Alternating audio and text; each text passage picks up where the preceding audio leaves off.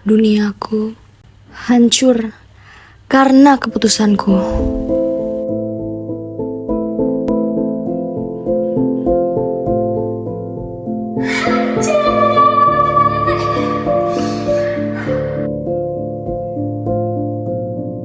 Semua ini berawal dari perhatiannya di media sosial.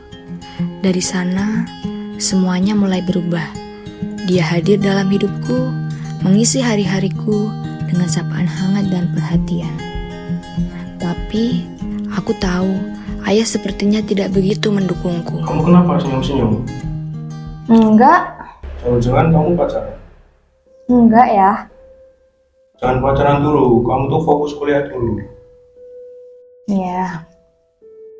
Dia terus menghubungiku tanpa lelah.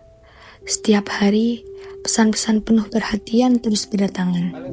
Hingga pada suatu saat, dia mengajakku bertemu. Dia ngajak keluar, kita langsung jalan aja boleh? Ayo. Ya, siap. Oke. Saat itulah, aku semakin nyaman berada di dekatnya. Hadiah-hadiah kecil ia berikan, mengantarkanku kuliah, seolah-olah dia adalah sosok yang selalu ada untukku. Dia bahkan datang ke rumah, berbicara dengan orang tuaku untuk meminta izin menjalin hubungan. Saya Brandon rasanya, Pak. Brandon siapa? Brandon saya dari pacarnya Zila, Pak. Kamu pacaran? Sejak kapan? Buktiin aja. Jangan, Pak, jangan. Izinkan kami untuk menjalin hubungan, Pak. Kalian tuh masih kecil, masih kuliah juga. Emang kamu mau tanggung jawab sama anak saya? Pak, izinkan kami, Pak. Izinkan kami. Ya sudah, yang penting kamu mau dengan syarat saya. Iya, Pak. Baik, Pak. Terima kasih, Pak. Hatiku berbunga-bunga, merasa bahwa inilah awal dari kisah cinta yang indah. Namun, beberapa bulan berlalu, sikapnya mulai berubah. Dia mulai meminta hal-hal yang tidak pantas, seperti ciuman atau foto-foto yang seharusnya tidak diminta. Dan ketika aku menolak, kemarahannya meledak, seringkali tanpa alasan yang jelas.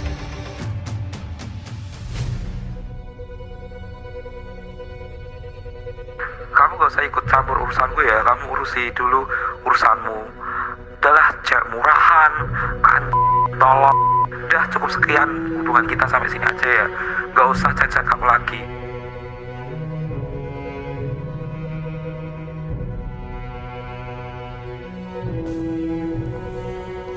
Setiap hari, aku semakin tertekan.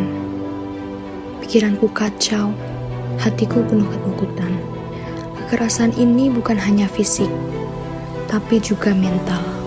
Aku merasa terjebak, tak mampu berbicara, tak ada yang bisa ku ajak bicara. Dan aku menyadari bahwa kesehatan mentalku benar-benar terganggu. Sobat Bucin, tahu nggak sih, kekerasan dalam pacaran ini memiliki dampak yang sangat fatal, seperti dampak psikologis. Pada dampak ini, korban akan mengalami stres, trauma, depresi, hingga gangguan masalah tidur. Selanjutnya ada dampak fisik. Pada dampak ini, korban akan mengalami seperti luka, lebam, lecet, hingga patah tulang. Terdapat juga dampak seksual. Pada dampak ini, korban akan mengalami traumatik hingga dapat mengalami disorganisasi emosional. Yang terakhir ada dampak sosial. Pada dampak ini, korban akan merasa terkekang, sulit bersosialisasi, hingga membatasi kebebasan. Kekerasan dalam pacaran adalah sebuah tindak ancaman dalam suatu hubungan, di mana untuk memperoleh kontrol, kekuasaan, dan kekuatan dari salah satu pasangan kita.